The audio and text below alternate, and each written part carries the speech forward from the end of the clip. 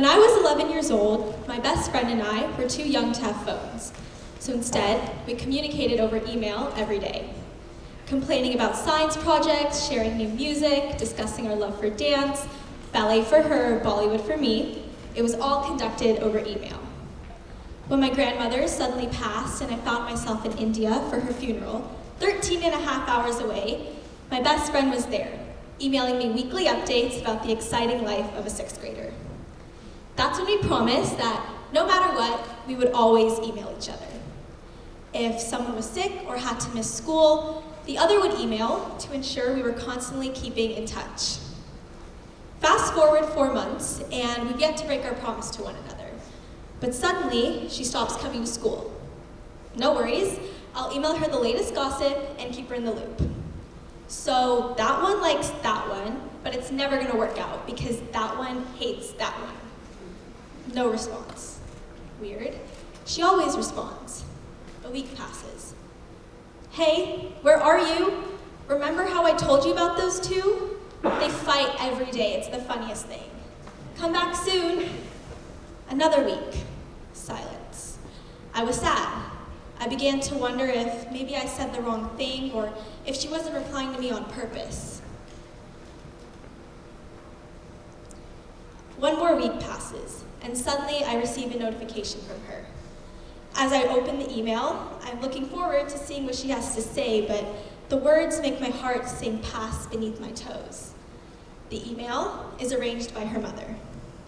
For the past few weeks, my friend has been in and out of the hospital, meeting with various doctors and psychologists. She's 11 years old, too young to have a phone, but not too young for this. Not too young to sit in a bathtub one night with a pair of kitchen shears. Not too young to cut her stomach and back, losing dangerous amounts of blood. Not too young to attempt suicide. And now I was not too young to process the loss of my grandmother and the almost loss of my best friend. Almost loss. I feel like I've experienced almost loss as much as real loss, and I feel like no one really talks enough about it.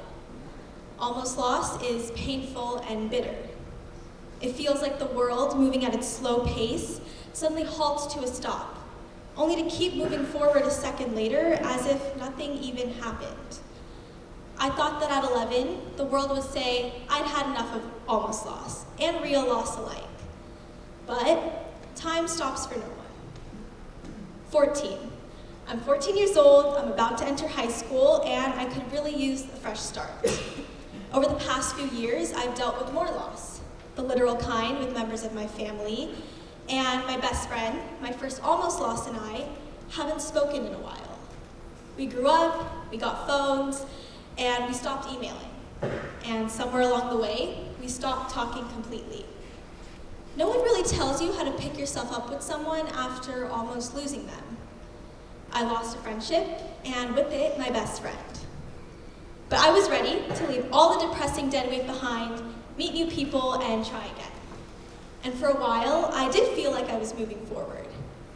But a large part of moving forward is actually stepping back. Because sometimes things happen in cycles of persistent challenges. Setback after setback, heartbreak after heartbreak, almost loss after almost loss. Freshman year, I found myself clinging to a new friend. In my head, we were BFFs, but in reality, I was afraid to get deep and personal with her. I limited our conversation to light subject matter only, afraid to open wounds that never healed. I knew she had a therapist for her anxiety or something like that, but I never really bothered asking. I was so desperate for sunshine and rainbows that I never really acknowledged the storms. Then she starts missing school. Day 1, day 2, day 3, here I get a bit worried. Day 4, day 5, no text, no contact. I felt the waves of emotion I had locked away at 11 come tumbling back to me. I spent 2 weeks wholeheartedly convinced that my friend was dead. And it took 2 weeks before a text from a family friend confirmed what I already knew. My friend, with a therapist for something I never bothered asking about, was now in the hospital on suicide watch. At this point, I was struggling. I found myself staring in the mirror late at night or in between class, asking if there was something about me that made my people want to leave.